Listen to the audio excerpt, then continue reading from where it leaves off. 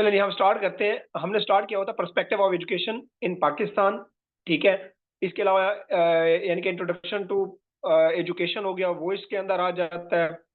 इसके अलावा आपका जो है इसमें एजुकेशन प्लान एंड पॉलिसीज आ जाती हैं, एजुकेशन आफ्टर द पार्टीशन और बिफोर द पार्टीशन। तो ये तमाम जो है ना हमने इसमें डिस्कस करने हैं। और इसमें थोड़ी सी हिस्ट्री भी आ जाती है, क्योंकि हिस्ट्री जो है वो एजुकेशन की बेसिकली वो आती है आपकी ग्रीस से, एथेंस और जो स्पार्टन थे वहां से स्टार्ट होती है। वो हम इंशाल्लाह ये हम कर ले ताकि हमारा सेगमेंट कंप्लीट हो जाए। इसमें 3 चैप्टर हमारे कंप्लीट हो जाएंगे। इसके फौरन बाद हम स्टार्ट कर लेंगे हिस्ट्री में,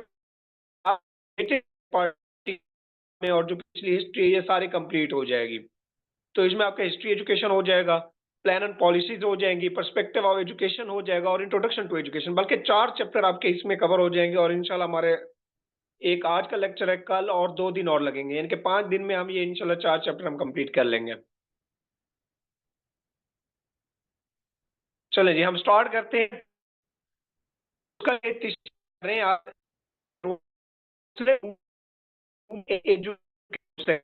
कि मुसलमानों की तालीम के अंदर देखें, जब सब कॉन्टिनेंट के अंदर डिवीजन से पहले जब 1857 की जंगे आज़ादी आती है, उसके बाद मुसलमानों को क्या किया जाता है, उनके साथ जुल्म सितम किया जाता है। क्योंकि अंग्रेज समझते हैं कि क्योंकि इन्होंने मुसलमानों से हुकूमत छीनी होती है मुगल अंपायर से, तो ये समझते हैं कि मुसलमानों ने इनके खिलाफ बगावत की है, म्यूटनी 1857 वाली।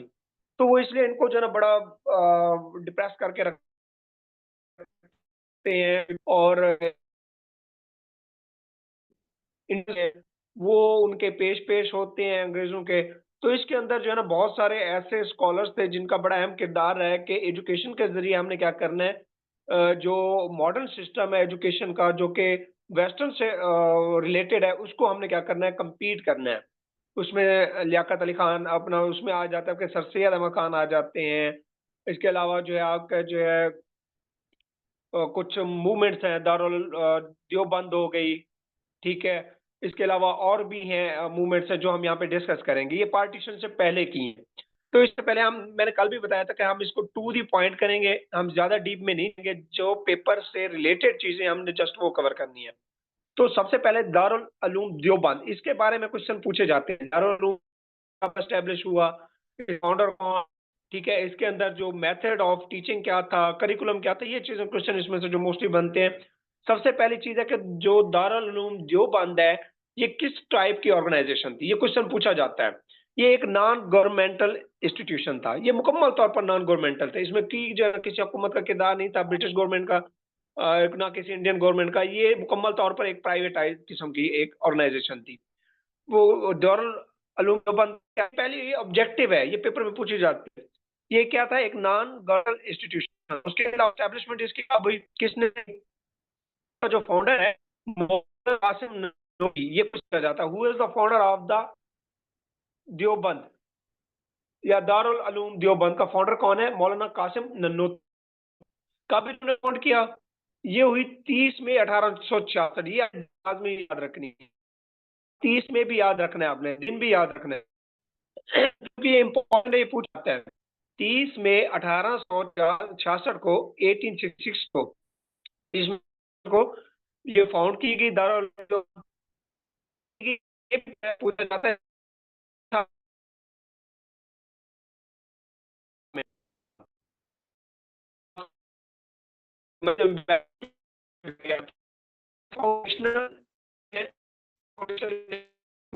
मौलाना कासिम। इनके बारे में ये जस्ट पढ़ ले, इसमें से इतना नहीं पूछा जाता कब पैदा हुए, ये नहीं पूछता। Was born in 1831 AD. और ये भी है पेपर जो होता है तो कुछ तो इसलिए आता होना चाहिए। मोती कब पैदा हुए थे, 1831 एडी में पैदा हुए थे। कहे ननोता विलेज, शरणपुर के गाँव है ननोता, ये कि कहाँ पे शरणपुर, वहाँ पे एक गाँव है ननोता। शरणपुर का भी पूछ सकता है, नन्ना का भी पूछ सकता है होना चाहिए। प्राइमरी एजुकेशन जो है ना कहाँ से की, वहीं से जो है ना अपने आबाई गांव से अपनी एजुकेशन की। फिर ये फिर वे गए देवबंद के इलाके में,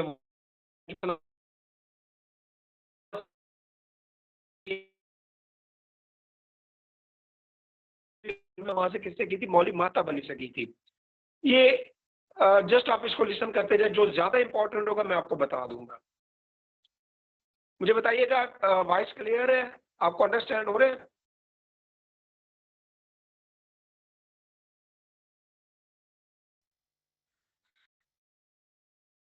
जी बताइएगा वॉइस।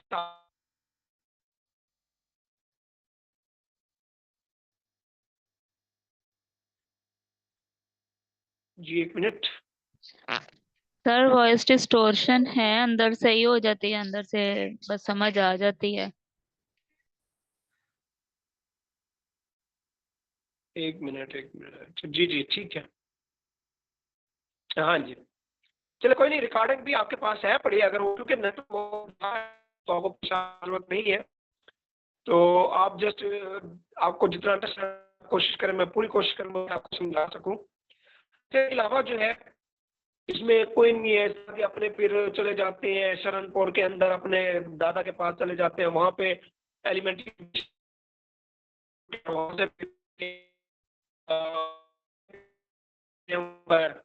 और इसके अलावा ये जो है तो पूछ नहीं जाते, 10 मिनट चाहिए मौलवी के बारे में एजुकेशन हासिल की। इसके अलावा इन्होंने ग्रेजुएट की थी कहाँ से, शाह वलीउल्लाह स्कूल से ग्रेजुएशन की थी, शाह वलीउल्लाह स्कूल से। उसके बाद और इसका क्या किया कि एग्जामिनेशन एनुअल नहीं दिया था, बस ये वहां तक कि ग्रेजुएट स्कूल से। उसके बाद कॉलेज से जो एडमिशन तो लिया था इन्होंने नहीं दिया था। अच्छा इसके बाद देखिए जो इम्पोर्टेंट चीज है, first head and first student. First head और फर्स्ट स्टूडेंट, अब जो का पहला हेड कौन था और पहला पहला उसका स्टूडेंट कौन था, जब ये एक सेशन शुरू हुआ, इदारा शुरू हुआ, तो वहां का पहला स्टूडेंट कौन सा था जिसने दाखिला लिया, और पहला हेड कौन था, टी कौन था? पहला नन्नोत्वी थे, यकूब नन्नोत्वी। उन्होंने एज फर्स्ट हेड तौर पहले महमूदुल हसन, ये पूछा जाता है, ये इंपॉर्टेंट क्वेश्चन है। वो कौन थे? मौलाना महमूदुल हसन है। उसके बाद इसके ऑब्जेक्टिव, जो के ऑब्जेक्टिव क्या थे कि दारुल उलूम दो ऑब्जेक्टिव ये थे कि to revive and promote spiritual enlightenment, Islamic scholarship देंगे और स्पिरिचुअल जो है एजुकेशन दी जाएगी, ये इसका क्या था, मोटो था। उसके बाद करिकुलम किस करिकुलम की अगर हम बात करते हैं तो उसमें दरस निज़ामी आ जाता है। दरस निज़ामी जो है, ये देखिए ये दरस 9 साल थोड़ा, वो क्लास के बाद मुझे बताइए, मैं इसको नहीं कर सका, मुझे टाइम नहीं मिला क्योंकि मैंने कहीं पे 8वीं पढ़ा है, कहीं पे 9वीं पढ़ा है, तो मुझे डाउट है इसमें। आई थिंक मैंने चेक किया, जहाँ तक मेरे माइंड में है, होल्ड कीजिएगा, जहाँ तक मेरे माइंड में है वो 9 का है, 8 का है।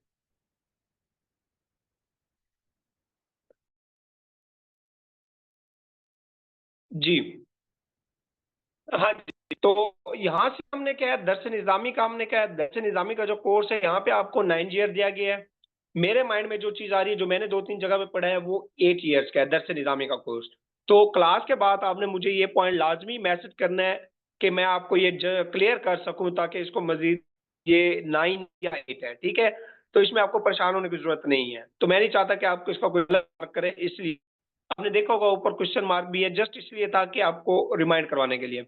उसके अलावा करिकुलम जो है, करिकुलम जो है ये बेसिकली क्या है इसका, कि कॉम्प्रिहेंसिव स्टडी की कराई जाएगी, किसकी, इस्लामिक साइंस कराई जाएगी, इंटरप्रिटेशन होगी, स्टडीज, और इसके अलावा इस्लामिक प्रूडेंस जो होगी, और इसके अलावा लॉजिक, ये जो है ना इसके करिकुलम में शामिल की गई थी, किसके, देवबंद के करिकुलम, जिसे दरस निज़ामी कहा जाता है, दरस निज़ामी, इसके अंदर ये सारी चीजें शामिल की जाएंगी। उसके बाद है सियासत, ये आपका जनरल में भी आता है, ये आपका एजुकेशन में भी पूछा जाता है। ये एक ऑब्जेक्टिव है जनरल नॉलेज, कितने किताबों पर मुश्तमिल, 6 किताबों का एक मजमुआ है। क्या है, 6 किताबों का एक मजमुआ है, जिन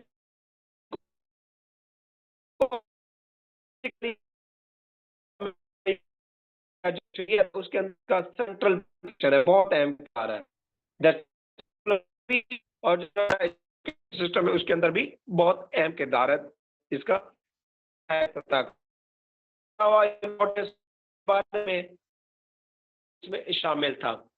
इसके अलावा अदर नोटेबल इंस्टीट्यूशन जो एस्टैब्लिश किए गए थे, वो कहते हैं ये तो हो गया करिकुलम। अब इस इदारे के तहत और कौन कौन से इदारे कैंप किए गए थे देवबंद के तहत, जहाँ पे यही कोर्स इसका पढ़ाया जाता था। सबसे पहले या ये आपने जस्ट ये देखना है कि ये बना कब था और कहाँ बना था, बस ये इनफ है। और इसके तहत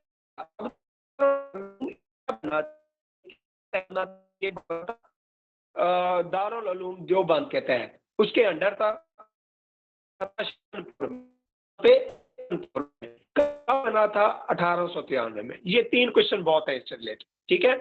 किसके तहत बना था? देवबंद के तहत। नाम क्या था? मजहरुल उलूम। कहाँ बना था? शरणपुर में। कब बना था?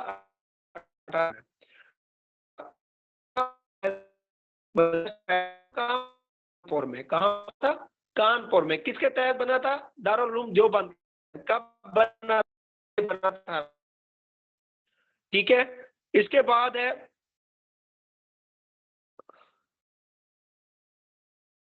मदरसा अशराफिया। मदरसा अशराफिया जो है ये भी जो तहत बना था। और ये कहाँ बना था? मुरादाबाद में। और ये कब था? 1899 में बना था, 1889 में। तो ये आपका इनफ है, बजाय इसके कि आप इसके डिटेल में जाए। यही इसके क्वेश्चन है जो इंपॉर्टेंट है। मैं इसको दोबारा बता देता हूँ ताकि आपको मजीद क्लियर हो जाए। कौन कौन से इदारे बने थे इसके तहत? मजहरुल उलूम बना था शरणपुर में 1893 में। मदरसा फैज आम बना था कानपुर में 1870 में। मदरसा अशराफिया बना था मुरादाबाद में 1899 में। तो ये 3 इदारे बने थे इसके तहत। अब हम आगे आते हैं अलीगढ़ मूवमेंट के हवाले से। तो आपको पता है अलीगढ़ मूवमेंट से रिलेटेड है, डेफिनेटली ये शख्सियत मकाम से रिलेटेड है। तो अलीगढ़ मूवमेंट जो है ये अलीगढ़ के शुरू की की थी। अलीगढ़ मूवमेंट ये एक सोशो एजुकेशनल रिफॉर्म्स मूवमेंट थी। सोशो एजुकेशनल रिफॉर्म यानी कि एजुकेशन सोसाइटी, यानी कि सोसाइटी को मदद जो सिस्टम जो वहाँ पे जो उस टाइम सब कॉन्टिनेंट की जो सोसाइटी थी, क्योंकि ब्रिटिशर आ चुके थे, हिंदू भी थे, मुस्लिम भी थे, इसको क्या कहते हैं, जिसको क्या कहा जाता है? अलीगढ़ मूवमेंट कहा जाता है। ये किसने चलाई थी? सर सैयद अहमद खान ने चलाई थी। कब चलाई थी? 19वीं सदी के अंदर में, यानी कि 1800 उसके बाद 1800 मकसद कि जो मुस्लिम कम्युनिटी है उसको अपलिफ्ट किया जाए। ब्रिटिश वो भी क्या करें कि एजुकेशन हासिल करके कम्युनिटी के अंदर बैठने के काबिल हो सके। इसके अलावा टू क्लेरिफाई द क्यों की थी, बेसिकली मुसलमानों की पोजीशन को क्लेरिफाई करने के लिए कि मुसलमान अपनी पोजीशन क्लेरिफाई करें कि वो कहाँ खड़े हैं, वो देखें। क्योंकि बहुत सारा उनके पास डाउनफॉल पर आ चुका था, मुगल अंपायर खत्म हो चुका था, 1857 की जंग आज़ादी आ चुकी थी, मुसलमान जो है कुचले जा चुके थे। अब यही था कि अगर इस सिस्टम में रहना है तो हमें उसके मुताबिक अप्लाई करना होगा और उनके सिस्टम के मुताबिक खुद को ढालना होगा। ठीक है। तो ये क्या था सारा इसका बेसिकली जो है क्या था इसका मकसद था कि अलीगढ़ मूवमेंट का कि हम अपनी पोजीशन को क्लैरिफाई कर सकें। दूसरा है to promote modern education, modern education को प्रमोट कर सकें ताकि जो स्किल और नॉलेज जो है और उस टाइम का जो सिचुएशन के मुताबिक जो रिक्वायर्ड है वो डेवलप किया जा सके, ताकि मॉडर्न जो एजुकेशन सिस्टम है, सोसाइटी है और इकोनॉमी है उसको compete कर सके। ये जस्ट इसका आइडिया है, तो इसमें वो इतना ज्यादा नहीं पूछता, बट आपको पता होना चाहिए ये चीजें। उसके बाद to develop a scientific outlook. दूसरा मकसद क्या था? ये पूछता है कि जो ये क्वेश्चन पूछा जाता है, जो अलीगढ़ मूवमेंट थी उसका मेन मकसद क्या था? To develop the scientific outlook. Scientific outlook से मुराद क्या है? साइंटिफिक आउटलुक से मुराद क्या है कि रिसर्च बेस्ड हमने क्या करनी है? स्टडी। जो इंग्लिश बुक्स हैं हमने क्या करनी है, उसको रिसर्च करके उसको उर्दू में कन्वर्ट करके हम क्या करेंगे, उसके ऊपर उसको स्टडी करेंगे और उसके ऊपर रिसर्च करेंगे। बेसिकली क्या था इसका importance of the scientific thinking and critical inquiry, ताकि जो इंडिविजुअल्स हैं, जो उस वक्त के जो लोग हैं, बच्चे हैं, उनके अंदर क्या की जा सके, साइंटिफिक थिंकिंग उनके अंदर प्रोड्यूस की जा सके, डेवलप की जा सके, और क्रिटिकल इंक्वायरी यानी कि critical thinking, questioning answer technique उनके अंदर क्या की सके, डेवलप की जा सके। उसके अलावा था टू प्रमोट इज्तिहाद। इज्तिहाद प्रमोट करना यानी कि मिलजुल के बैठना, ठीक है। टू प्रैक्टिस द इज्तिहाद independent reasoning of Islamic jurisdiction के रीजनिंग के तहत आपने क्या करना है, बैठकर लॉजिकली आपने क्या करना है, इसका सोल्यूशन निकालना है प्रॉब्लम के। उसके अलावा नेक्स्ट देखिएगा अचीवमेंट ऑफ अलीगढ़ मूवमेंट की अचीवमेंट, जो ये इंपॉर्टेंट है, ये सारी देख लीजिएगा अलीगढ़ मूवमेंट की अचीवमेंट्स कौन सी। इसमें भी मैं जस्ट आपको बताऊंगा कि ये इदारा कब कायम हुआ, पर्पस क्या था इसमें, जस्ट अगर इदारा कब कायम हुआ था तो इनफ है। साइंटिफिक सोसाइटी का कयाम कब हुआ था, साइंटिफिक सोसाइटी का कयाम, ये आप फिगर याद करते जाइएगा, ये डेट है ये एग्जैक्ट लिखी हुई है। साइंटिफिक सोसाइटी का कयाम हुआ था सम टाइम, वो 1863 भी दे देता है गलती से, आपको ये पता होना चाहिए। आप किसी बुक्स के अंदर, बहुत सारी बुक्स हैं क्वालिफाइड के अंदर आपको मिलेगा कि साइंटिफिक सोसाइटी का कयाम कब हुआ, वहां पे 18 बाय मिस्टेकन लिखा हुआ है, तो 1816 ये 1864 है, ठीक है। तो साइंटिफिक सोसाइटी का कयाम कब हुआ था, 1864 में हुआ था।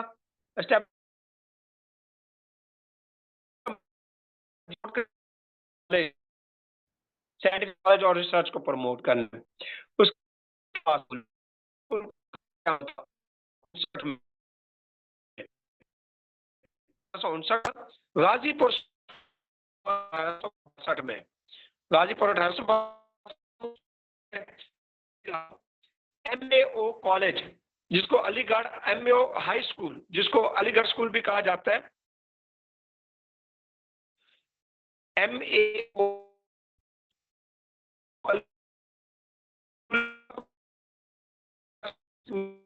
ये एग्जैक्ट डेट आपको याद हो, 27 में 27 में 1875 को जो है ये क्या हुआ था, कायम हुआ था एमएओ कॉलेज। और ये जो है और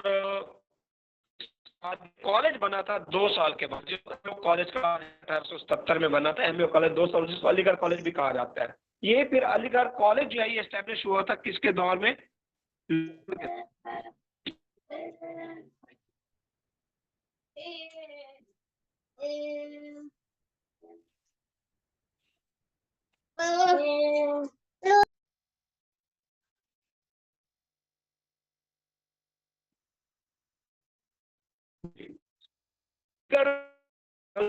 ये एक तो हुआ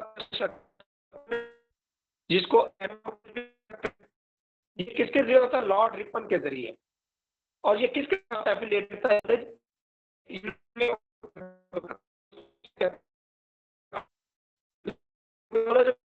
होता है किसी यूनिवर्सिटी से, हायर एजुकेशन से। तो इसको बाद में क्या दिया था, अलीगढ़ मुस्लिम यूनिवर्सिटी का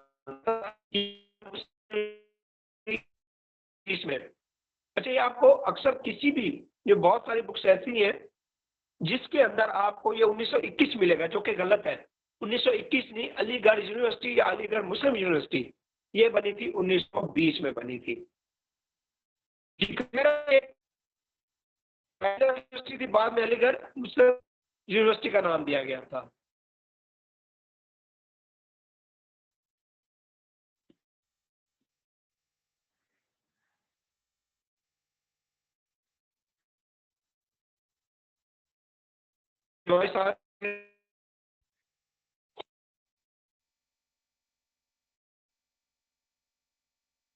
जी मिस बताइएगा, मिस बरीरा। जी सर, आ रही अंदर डिस्टोर्शन, ऐसा ऐसा खुद भी पढ़ रही हूँ तो वो फिर समझ आ ही जाती है। हाँ चले, आप सभी कोशिश करें, देखिए असल नेटवर्क जो है ना ये ओवरऑल में ये 1-2 दिन और भी आएगा शायद, आप प्लीज करें, लेकिन हम इंशाल्लाह कोशिश करेंगे आपकी क्लास रेगुलर होगी, आपकी रिकॉर्डिंग हो, आप लाजमी आपके ग्रुप में प्रोवाइड किया जाएगा, जो आपका पेड ग्रुप है, ठीक है, जिसमें लिंक भेजा जाता है। तो आपको परेशान होने की जरूरत नहीं है, लेकिन कोशिश किया करें कि सिर्फ लेक्चर के आगे बैठ के, रिकॉर्डिंग के आगे बैठ के ना वो क्या करें, आप अपने आप को ज्वाइन करवाया करें, ताकि जो इस टाइम डिस्कशन के दौरान होता है ना, वो आपका रिकॉर्ड से जो ना वो चीज मजा नहीं आता पढ़ने का, जिस तरह आपका डिस्कशन से आता है। तो इस चीज का आपने वो करना है, थोड़ा सा एहतियात करना है। ये आप तब यूज करें रिकॉर्डिंग जब आपको जो है ना प्रॉब्लम आ रही हो नेटवर्क की। उसके बाद अब हम पढ़ेंगे अंजुमन हिमायत इस्लाम। अंजुमन हिमायत इस्लाम जो है, ये इसके अंदर भी हम इंपॉर्टेंट चीजें देखेंगे कि एस्टैब्लिश अंजुमन हिमायत इस्लाम, ये भी पूछा जाता है कब एस्टैब्लिश हुई थी। 1884 में हुई थी। कब एस्टैब्लिश हुई थी? 1884 में। किसने एस्टैब्लिश की थी? खलीफा हमीद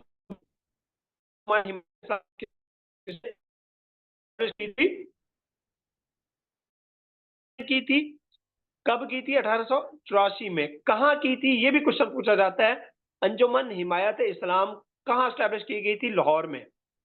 ब्रिटिश इंडिया उस टाइम था, मौजूदा पाकिस्तान, ये की गई थी वहां पे। अंजुमन हिमायत इस्लाम जो है, ये बेसिकली किया गया था, ये इसलिए बनाई गई थी ताकि इस्लामिक सोशल जो है ना मुस्लिम किया सके। इसके जो ऑब्जेक्टिव थे क्या थे कि यही है था कि इसका ऑब्जेक्टिव के प्रोवाइड कर सके modern education to the Muslim, address वही बात है जो पहले उसने बताई है। इसके और दो चीजों के ऊपर काम था, एक तो मॉडर्न एजुकेशन के ऊपर, दूसरा सोशल रिफॉर्म के ऊपर। बस ये किसका काम था? अंजुमन हिमायत इस्लाम। इसका अचीवमेंट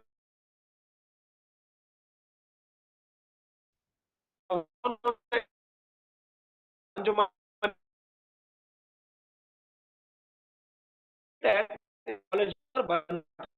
में, इसी अंजुमन हिमायत इस्लाम के तहत। उसके अलावा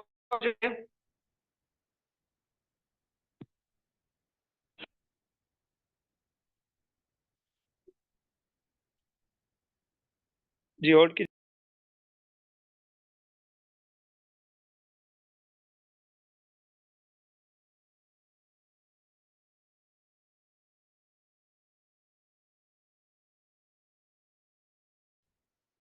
जी इसके बाद है जी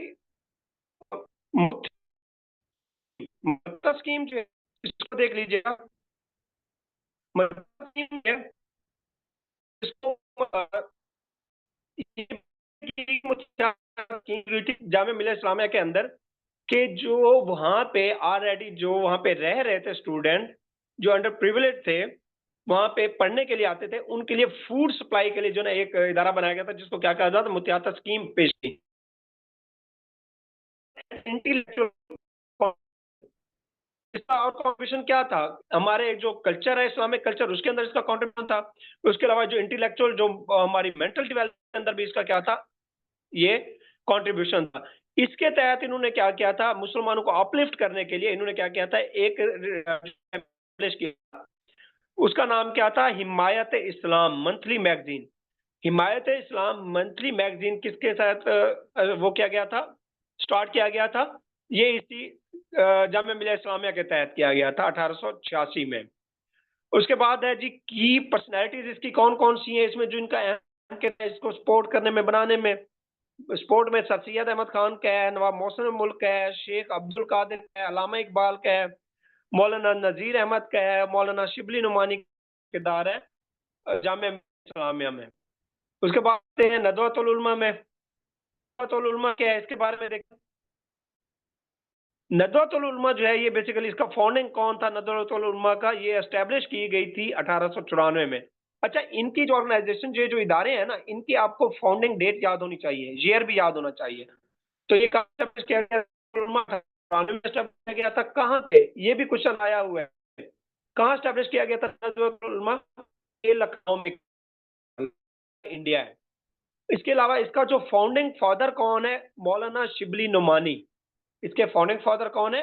मौलाना शिबली नुमानी। और इसके अलावा कुछ और स्कॉलर्स इस्लामिक प्रॉमिनेंट वो भी थे। इसका जो ऑब्जेक्टिव थे मेन, वो क्या था इसके?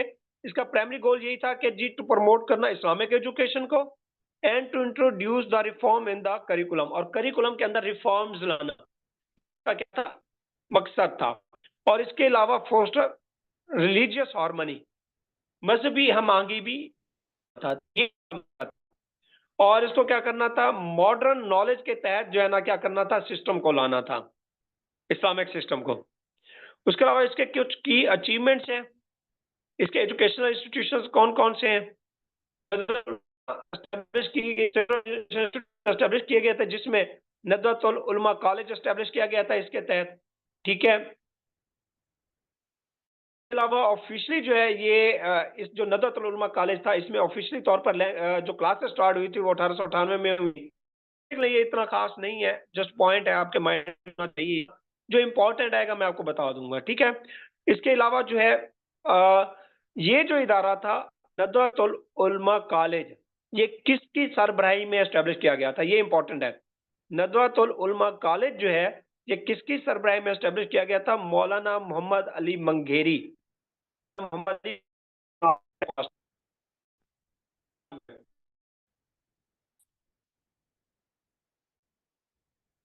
उसके बाद है करिकुलर डेवलपमेंट की बात करते हैं इसकी। तो इसका जो करिकुलम है वो क्या है कि जी classical Islamic study with the contemporary subjects होने चाहिए, जिसमें तफसीर होनी चाहिए, हदीस होनी चाहिए असलम की लाइफ के बारे में। इसके अलावा इंग्लिश को भी यहाँ पे लाजमी करार दिया गया था, यानी कि तफसीर, हदीस और इंग्लिश को जो है ना लाजमी करार दिया गया था इसमें। तो इसमें जो है ना लाजमी करार दिया गया था।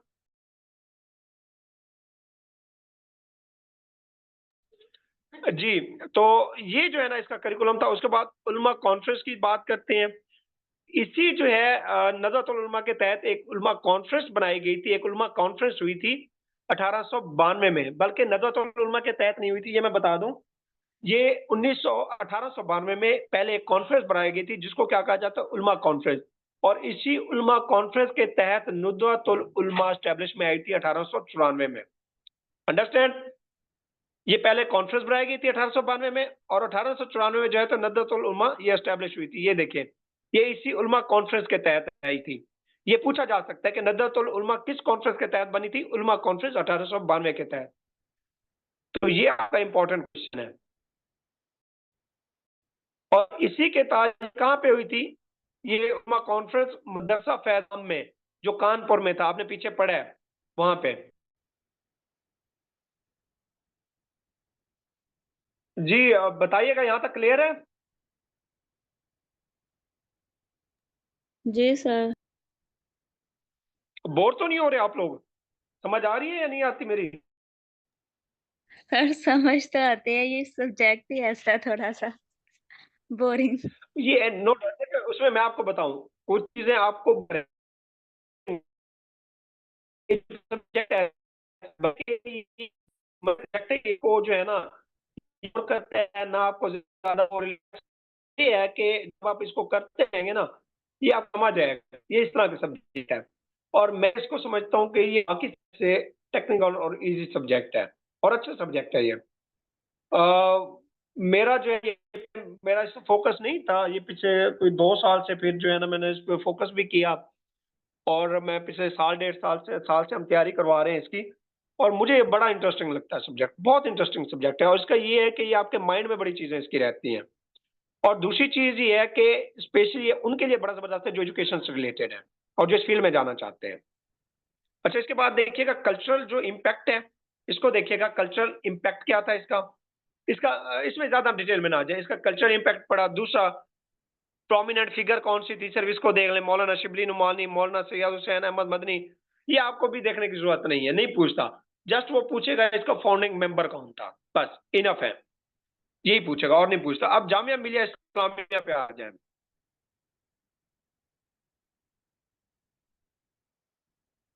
जामिया मिलिया इस्लामिया जो है ये एस्टेब्लिश हुई थी, और इसको इनिशियल कुछ चैलेंजेस भी आए थे। सबसे पहली चीज है, ये एस्टेब्लिश कब हुई थी जामिया मिलिया इस्लामिया, ये 1920 में हुई थी। आपको ये एग्जैक्ट फिगर याद होनी चाहिए, 1920 में। और ये किसके नतीजे में आई थी, बेसिकली 1920 आपको मैं बताता चलूं, थोड़ा सा ये याद हो, अगर आपने थोड़ी सी जनरल नॉलेज पढ़ा है तो। वर्ल्ड वार वन शुरू होती है 1914 में, ठीक है। 1914 में वर्ल्ड वार वन शुरू होती है और ये रहती है 1918 तक। जो है ना 1918 में, क्योंकि ये आपका ओटोमन एम्पायर जो होता है, खिलाफत उस्मानिया, ये तुर्की के अंदर था खिलाफत उस्मानिया पूरी, ये ब्रेक डाउन हो जाती है पूरी खिलाफत उस्मानिया, ये टूट का शिकार हो जाती है। क्योंकि इस टाइम जो है ये वर्ल्ड वॉर 1 के अंदर जो ब्रिटिश था, अमेरिका था, फ्रांस था, रशिया था, ये सारे के सारे क्या होते हैं, ये जीत चुके होते हैं। दूसरी साइड पे तुर्की, जर्मनी ये हार चुके होते हैं। तो क्या होता है कि इनका डाउनफॉल शुरू हो चुका होता है, ये इकोनॉमिकली बड़े डिफॉल्ट में चले गए होते हैं। तो इस नतीजे में क्या होता है कि जी ब्रिटिशर्स क्या होते हैं, तुर्की को तोड़ देते हैं।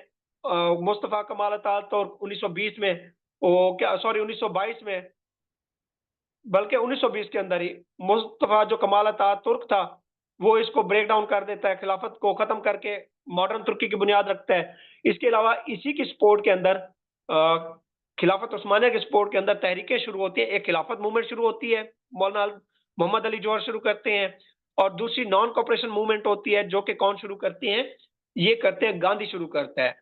बेसिकली गांधी ने शुरू की थी जी, हम सपोर्ट करें किसको, खिलाफत मूवमेंट को, लेकिन था वो ड्रामेबाजी थी उसकी। उसने खिलाफत मूवमेंट को भी सबूताग किया, अपनी नॉन कॉपरेशन मूवमेंट को भी खत्म किया, उधर से खिलाफत उस्मानिया भी खत्म होगी, जिसकी वजह से ये सारा का सारा जामिया मिल्लत इस्लामिया क्या था, डाउनफॉल में चला गया। क्यों चला गया डाउनफॉल में? क्योंकि इनकी फंडिंग खत्म हो गई, इकोनॉमिकली बड़े ये डिफॉल्ट कर चुके थे। तो इसलिए फिर जो है ना इससे बहुत सारे क्राइसिस में चले गए। इसके बाद ये पहले थी कहाँ पे, अलीगढ़ में, बल्कि अलीगढ़ में जो है, एक मिनट, हाँ, हम्म, हाँ जी, अलीगढ़ में थी। उसके बाद इसको शिफ्ट किया गया था दिल्ली में। पहले ये अलीगढ़ के अंदर थी, बाद में इसको दिल्ली में शिफ्ट किया गया था, और इसको फिर सपोर्ट किया था जो है उन्होंने रीलोकेशन एंड रिवाइवल के तहत इसको किया था। हकीम अजमल खान ने आके सपोर्ट किया था फिनेंशियली, ठीक है, हकीम अजमल खान, उन्होंने फिर इसको सपोर्ट किया, और 1925 के अंदर इसको फिर रिवाइवल हुआ उसका। ये 3-4 साल बड़े डाउनफॉल में रहा, और इस तरह फिर अलीगढ़ से इसको शिफ्ट किया गया दिल्ली के अंदर, और फिर इसको जो अंदर रिफॉर्म्स किए गए, बेहतर से बेहतर किया गया। इसके अंदर और भी थे कुछ जिनकी एफर्ट थी, डॉक्टर जाकिर हुसैन की एफर्ट थी, डॉक्टर आबिद हुसैन थे, डॉक्टर मोहम्मद मुजीब थे, जिन जो कि जर्मनी से आए एजुकेशन हासिल करके, और इन्होंने इसको बड़ा जो है ना ग्रो अप किया, इसको फिर से उठाया इस इदारे को, और ये फिर आगे बढ़ा चला, और इसने बड़े जो है ना वो किए, अच्छे अच्छे स्टूडेंट्स इन्होंने पैदा किए, और बहुत सी तहरीकें इनके तहत चली। उसके बाद जो है डॉक्टर जाकिर हुसैन ने कुछ रिफॉर्म्स कराए। इन्होंने इवनिंग क्लासेस शुरू कराई। डॉक्टर जाकिर हुसैन का भी मैं डॉक्टर हुसैन कहा जाता है। तो इन्होंने इवनिंग क्लासेस का आगाज इन्होंने पहली बार शुरू किया था, पहले कहीं नहीं था इवनिंग का आगाज। तो सब कॉन्टिनेंट के अंदर इवनिंग का आगाज इन्होंने शुरू किया, और उसके तहत बकायदा जो है ना एक इदारा कायम किया, जिसमें क्या था, इवनिंग की क्लासेस होती थी अडल्ट के लोगों के, बच्चों के लिए। उस इदारे का नाम क्या था, इदारे तालीमो तरक्की। इदारा तालीमो तरक्की किसने डेवलप किया था? डॉक्टर जाकिर हुसैन ने।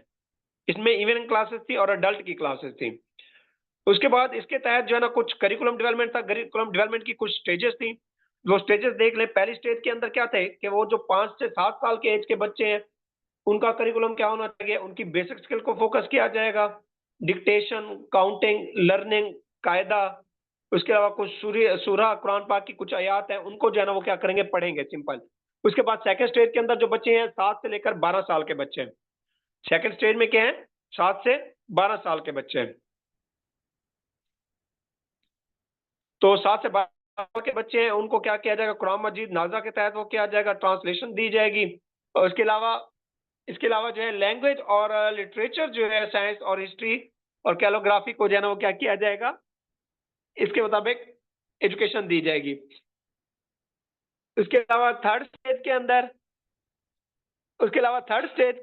जो है क्या था, एज 12 से 17, एज जो है 12 से 17 थर्ड स्टेज के अंदर वो क्या है, इंटरमीडिएट एजुकेशन होगी। उसके बाद फोर्थ स्टेज क्या है, 3 साल की ड्यूरेशन होगा, जिसके अंदर इस्लामिक स्टडीज को लाजमी करार दिया जाएगा, और थीसिस जो है टॉपिक के ऊपर वो कवर किए जाएंगे। उसके अलावा फर्स्ट स्टेज के अंदर क्या होगा, फिफ्थ स्टेज के अंदर सॉरी, थीसिस वर्क किया जाएगा इक्वल टू पीएचडी। हाँ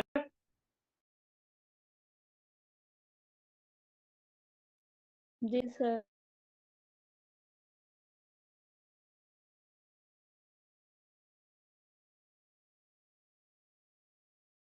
जी, क्लियर है यहाँ तक? जी सर क्लियर।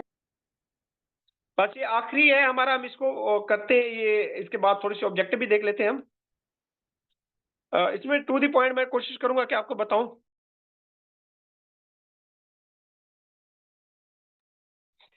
जी, उसके बाद educational philosophy and medium of instruction. कहता है कि जो इनको तालीम दी जाएगी वो एजुकेशन फिलॉसफी होगी, और जो मीडियम ऑफ इंस्ट्रक्शन होगा वो क्या होगा, उर्दू। ठीक है, जामिया मिलिया इस्लामिया का क्या था, एक तो उर्दू थी इसका मीडियम इंस्ट्रक्शन, दूसरा इसका जो ड्रॉबैक हुआ था, ये टू नेशन थ्योरी का अपोज करता था। टू नेशन थ्योरी को क्या करता है, अपोज करता है ये। उसके बाद आते हैं डॉक्टर जाकिर हुसैन के बारे में। मैं आपको सरसरी बता देता हूँ इनके बारे में, क्योंकि ज्यादा नहीं इनके पूछा जाएगा, पैदा कब हुए, इनकी क्वालिफिकेशन क्या थी, और इनके जो है बेसिक कंट्रीब्यूशन क्या था, जस्ट हम वो इसके अंदर। डॉक्टर जाकिर हुसैन जो है ये, क्योंकि इनका इंपॉर्टेंट फिगर है जामिया मिलिया के, डॉक्टर जाकिर हुसैन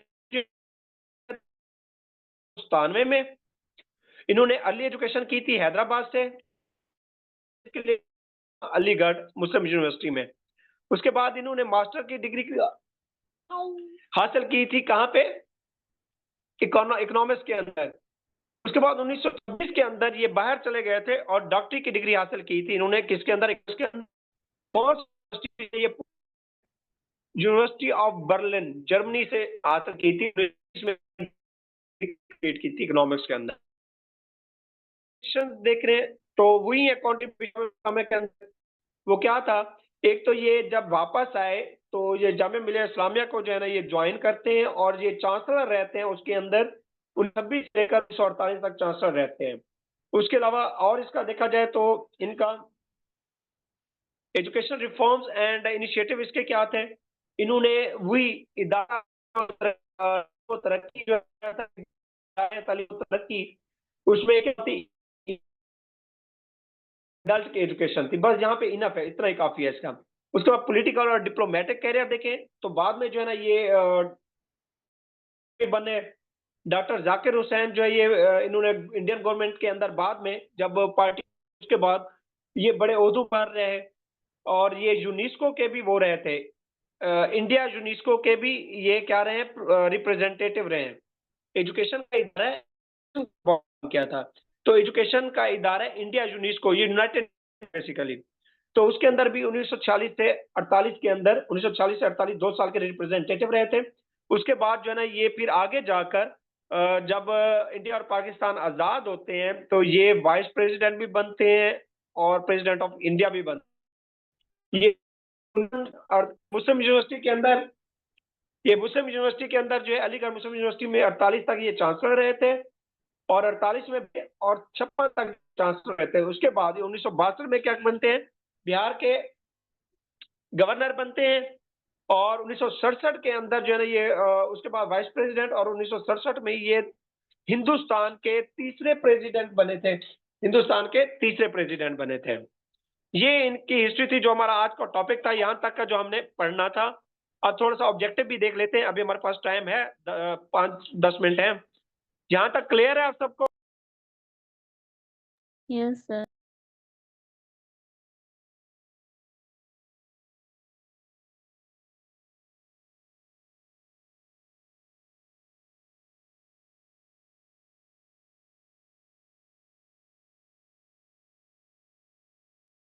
क्या हुआ, बोर हो रहे हैं आप लोग? अगर आप बोर होंगे तो फिर कैसे काम चलेगा?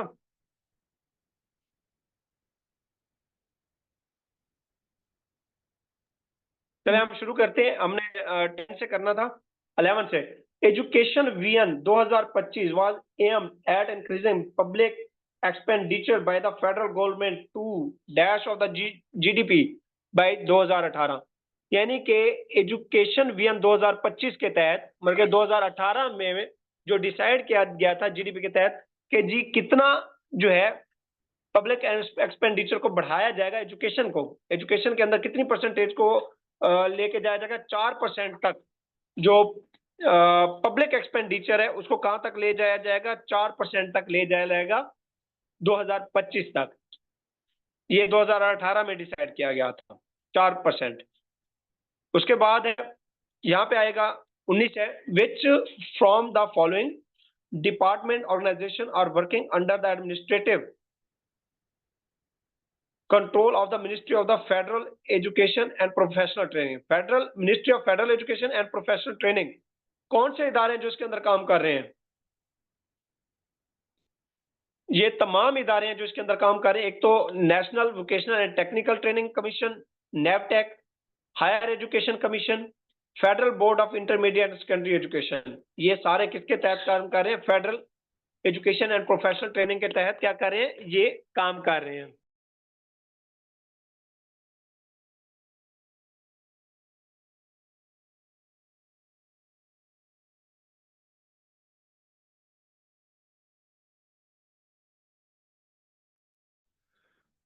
जी उसके बाद है 12 देखिएगा, what was the old name of HEC. HEC का पुराना नाम क्या था? यूजीसी, अंडर ग्रेजुएट ये क्या university grant commission, sorry university grant commission. पहले क्या था? जब ये बनाया गया था यूनिवर्सिटी ग्रांट कमीशन, उसके बाद इसका नाम चेंज किया गया था एचईसी के अंदर, तकरीबन 2000 में या 2001 में किया गया था। उसके बाद the article 25A of the constitution oblige state to provide free and compulsory education up to the class. वो कहता है कि एजुकेशन जो कॉन्स्टिट्यूशन है पाकिस्तान का जो कॉन्स्टिट्यूशन है उसके मुताबिक कौन जो फ्री एजुकेशन जो है, फ्री और कंपल्सरी एजुकेशन जो प्रोवाइड है क्लास तक 10 तक करता है। 25A के तहत जो है ना क्या की जाएगी, 10 तक जो क्लास के बच्चे हैं उनको फ्री और कंपल्सरी एजुकेशन दी जाएगी। ये डिसाइड किया गया और ये आइन के अंदर लिखा हुआ है।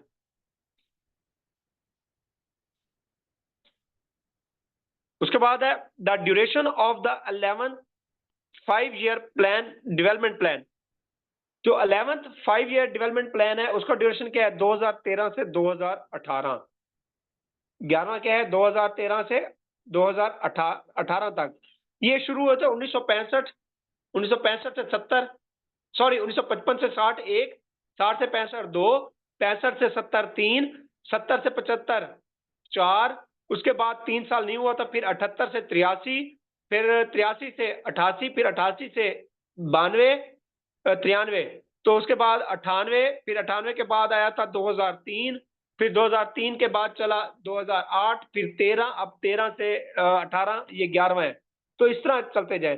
तो ये 2 के अंदर सिर्फ एक गैप आया था, बाकी सेम चला था। ये जो है ना एजुकेशनल क्या थे? 5-year प्लान थे।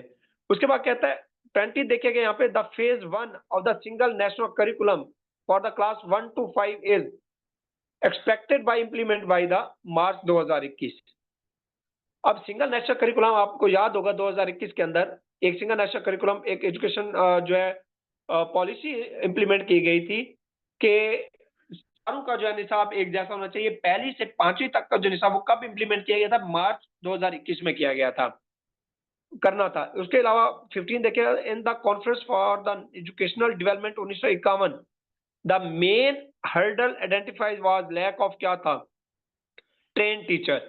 कहता है 1951 की एजुकेशन डेवलपमेंट कॉन्फ्रेंस थी, उसके अंदर सबसे लैक हर्डल जो पॉइंट था वो कौन सा था? यही lack of train teacher train teacher नहीं थे हमारे पास। उसके बाद 16वां देखिएगा, बल्कि इधर 21 भी देख लीजिएगा। Charter act was presented in, अभी पढ़ा आपने कल, बल्कि आज पढ़ा। चार्टर एक्ट 1813 में किया गया। इसके अलावा secondary level of education in the Pakistan are the class of, secondary level education कहां तक है पाकिस्तान की? 9वीं और 10वीं की है। 22 देखिएगा, according to the charter act 1813 the education is responsibility of the, किसकी है? ईस्ट इंडिया कंपनी की। ये भी आपने पढ़ा है कि 1813 के एक्ट के तहत जो एजुकेशन है वो किसकी रिस्पॉन्सिबिलिटी है? ईस्ट इंडिया कंपनी की। उसके बाद 23 देखिएगा, the amount set apart by East India Company for the educational purpose, कितनी रखी गई थी? 1 लाख। सॉरी, आपको शायद ना बता सकूंगा, नहीं बल्कि हम जो है आई थिंक आपको मैं नहीं बता सका, ये पॉइंट मैंने क्लियर शायद नहीं कर सका आपको। तो ईस्ट इंडिया कंपनी के तहत एजुकेशन के सब कॉन्टिनेंट के अंदर, इंडिया के अंदर कितनी अमाउंट खर्च की गई थी? 1 लाख रुपया। उसके बाद है इसके बाद जो है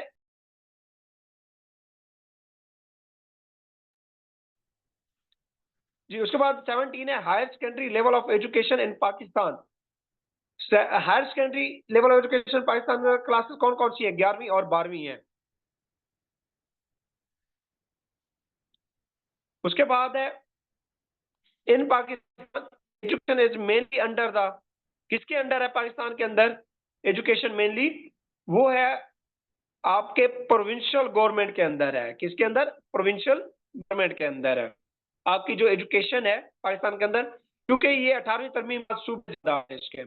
उसके बाद ये 24 देखिएगा, the real goal of education should be, असल गोल क्या होना चाहिए एजुकेशन का? Should be acquiring skill habit and knowledge. Skill habit और नॉलेज, एजुकेशन का असल मकसद क्या होना चाहिए? आप डेवलप करना है चाइल्ड के अंदर। जी, यहां तक क्लियर है? Yes sir. बस ये जो है ना, अभी बस 3-4 और करते हैं, उसके बाद हम क्लोज करते हैं। Education plan with the particular and in the view. अब देखें, वो एजुकेशन जो प्लान किया जाता है पार्टिकुलर एंड, एक मखसूस, वो क्या होगा? फॉर्मल एजुकेशन, ये हमने कल पढ़ी थी। उसके बाद नॉन फॉर्मल एजुकेशन क्या होता है? मैंने पढ़ाया था नॉन फॉर्मल में क्या होता है? Flexible rule of entry and exit होते हैं, यानी कि अपनी मर्जी से जा भी सकते हैं, आ भी सकते हैं।